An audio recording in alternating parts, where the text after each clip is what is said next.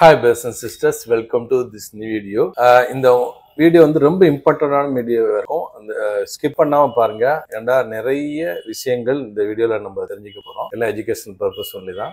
First டெக்னிக்கலா போயிடுவோம் இமிடியேட்டா.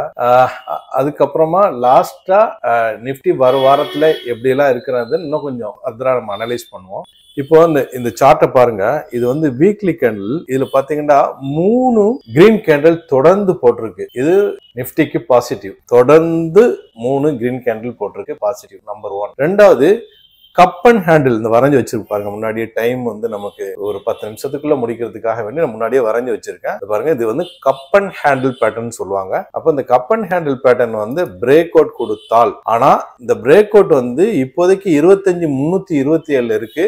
25,700க்கு மேல பிரேக் அவுட் கொடுக்கணும். இதுல ரொம்ப கேப் இருக்கு பாருங்க. இந்த கேப் வந்து ஃபில் பண்ணணும். பண்ணிட்டு பிரேக் அவுட் கொடுத்தால் மேல ஃபர்தரா லைஃப் டைம் ஹைய, அங்கேயும் ஒரு டபுள் டாப் இருக்கு, ரைட்டா? இங்க ஒரு டபுள் டாப் இருக்கு, ஃபர்தரா ஒரு ஹர்டில். இங்க வந்து கப் அண்ட் ஹேண்டிலுக்கு 25,700 வரைக்கும் டைம் இருக்கு. அது ஒரு பிரச்சனை. அதுக்கப்புறமா ட்ரிபிள் டாப் பாருங்க. 1 2 3 ட்ரிபிள் டாப்பும் வந்து இதுல இருக்கு. ட்ரிபிள் டாப் இந்த பிரச்சனையும் இருக்கு, ரைட்டா? அடுத்தது வந்து இது ஃபாலிங் வெட்ஜ் பேட்டர்ன்.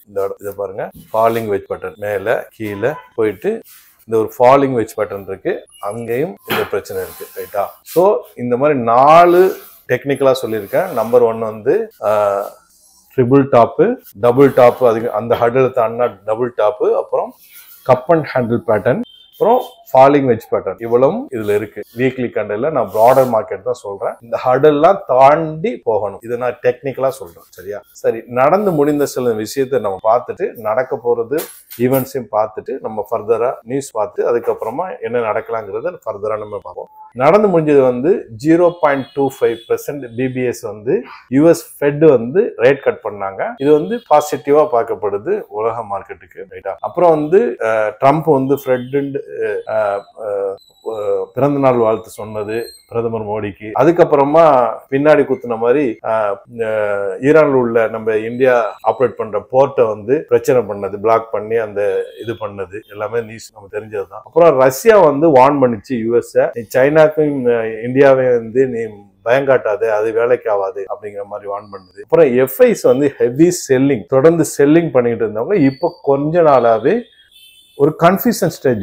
ஒரு நாள் பையிங் ஸ்மால் அமௌண்ட் தான், ஒரு நாள் ஸ்மால் அமௌண்ட் செல்லிங், ஒரு நாள் பையிங், ஒரு நாள் ஸ்மால் அமௌண்ட் செல்லிங், இப்படி மாறி மாறி மாறி பண்ணிட்டே இருக்காங்க. மொத்தம் இந்த 20 நாள்ல 10,000 கோடி தான் அவங்க வித்திருக்காங்க, சரியா? இப்படி அது ஒரு இது. அப்புறம் இதுல குளோபல் மார்க்கெட், குளோபல் கேஸை பொறுத்தவரை அமெரிக்கா 6வது தடவையாக அவங்க வீட்டோவை பயன்படுத்தி போர் நிறுத்தத்தை பண்ணக்கூடாது, போர் நிறுத்தம் பண்ணக்கூடாதுன்னு வீட்டோ பயன்படுத்தி பண்ணிட்டாங்க காசால 6வது தடவையாக. அது மட்டும் இல்லாம நம்ம நியூஸ் பார்க்க போறோம். இன்னொரு 6 பில்லியனுக்கு இஸ்ரேலுக்கு இன்னும் ஆயுதங்கள் கொடுக்க போறதாக சொல்லப்படுகிறது.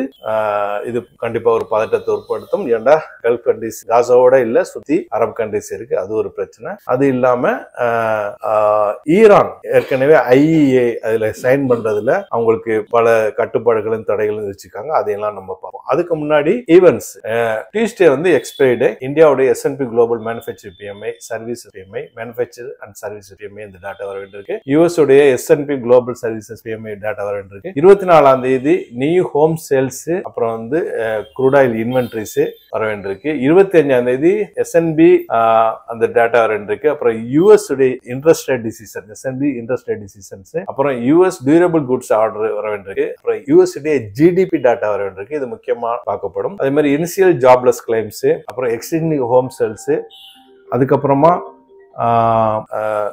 பேங்க் லோன், ஃபாரெக்ஸ் ரிசர்வ்ஸ் இந்தியாவுடைய இது வர வேண்டியிருக்கு. ஃபாரெக்ஸ் ரிசர்வ்ஸ் வர வேண்டியிருக்கு. அதுக்கப்புறமா US core PCE price index வர வேண்டியிருக்கு. இதெல்லாம் வர நாட்குள்ள வர வேண்டிய ஈவெண்ட்ஸ், சரியா?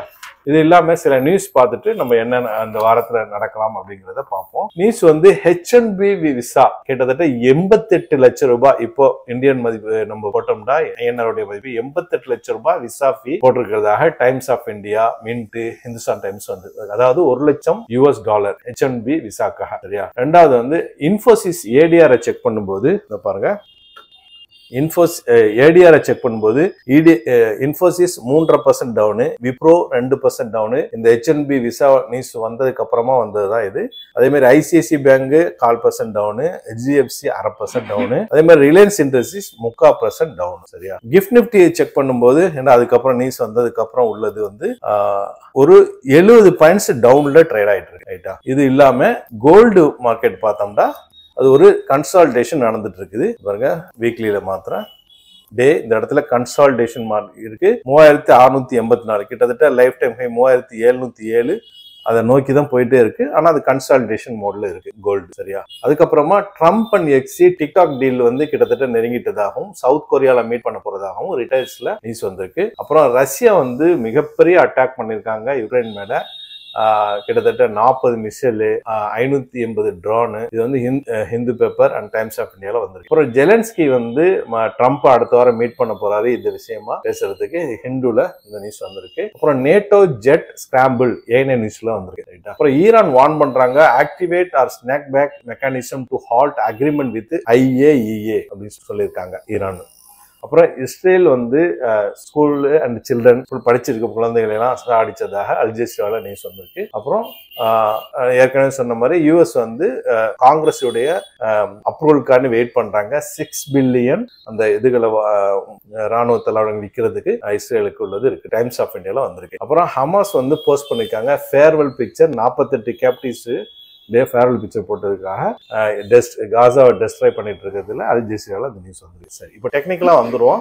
டெக்னிக்கலா நம்ம பார்க்கும்போது எஃப்ஐஸ் அவங்க வித்துட்டு இருந்தவங்க இதெல்லாம் அழிச்சிருவோம். இது மார்க்கெட் கீழே விழுந்து எதிர்பார்க்காதீங்க. எஃப்ஐஸ் வாய்ப்பே இல்லை அப்படின்னு தான் நம்ம சொல்ல முடியும். அதே மாதிரி டிஐஸையும் நம்ம நல்லா வேகமா மேலே ஏறணும்னு எதிர்பார்க்க முடியாது. ஏன் என்றால் அதுக்கு பல காரணம். ஏன்டா எஃப்ஐஸ் தொடர்ந்து வித்துட்டு இருக்காங்க. அவங்க 75 கரெக்டான ஃபிகர் தெரியல, 75 கோடி மார்க்கெட்ல அவங்க இன்வெஸ்ட் பண்ணிருக்காங்க. கொஞ்சம் கொஞ்சமா வித்துட்டு வர்றாங்க, அவங்க வாங்குறது இல்ல. அது நம்ம கவனத்துல கொள்ளணும். இப்ப தடைக்கல்கள் நம்ம பார்த்த மாதிரி வரும் வாரத்துல பிராடர் மார்க்கெட்ல பார்த்தோம்னா இந்த பாருங்க, இந்த இடத்துல வரையறேன். ஏற்கனவே சொன்னதான் இந்த பாருங்க ஸ்ட்ராங்கான இந்த ரெசிஸ்டன்ஸ், அதாவது ட்ரிபிள் டாப்ல இருக்குது. ரைட்டா? வீக்லியில தான் நான் சொல்றேன், டேல சொல்லல. ட்ரிபிள் டாப் இங்க இருக்கு. ஒன்னு.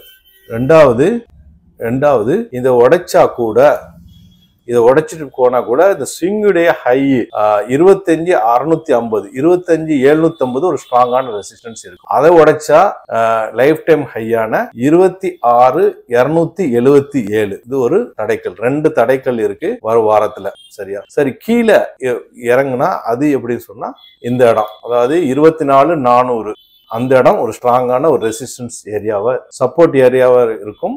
ஏன்டா இந்த இடத்துல அதிகப்படியான நாட்கள் இந்த இடத்துல ட்ரேட் ஆயிருக்கு. கிட்டத்தட்ட 89 நாட்கள் ட்ரேட் ஆயிடுச்சுன்னு சொல்லி கூட நம்ம முன்னாடியே நம்ம பார்த்தோம். ஸோ இந்த இடமும் ரொம்ப முக்கியமான இடம் நிஃப்டிக்கு. வர நாட்கள் ரொம்ப முக்கியமானதா இருக்கும். ஏன்னா முக்கியமான டேட்டாஸ், ஜிடிபி, அப்புறம் எஃப்ஐ ஆக்டிவிட்டிஸ் கொஞ்சம் விற்கிறது குறைஞ்சிருக்கு. இதெல்லாம் பார்த்துட்டு மார்க்கெட் ரியாக்ட் பண்ணும். அதுவும் இல்லாம ஹெச்என்பி விசா சார்ஜஸ் அதிகப்படுத்திருக்காங்க. இதுக்கெல்லாம் மார்க்கெட் எப்படி ரியாக்ட் பண்ணுங்கிறத பார்ப்போம். இந்த வீடியோ பயனுள்ளதா இருக்கு நம்புறேன். மற்றவங்களுக்கு ஷேர் பண்ணுங்க. புதுசா பார்க்குறவங்க சப்ஸ்கிரைப் பண்ணி பெல் ஐகானை கிளிக் பண்ணிக்கோங்க. தேங்க்ஸ் ஃபார் வாட்சிங்.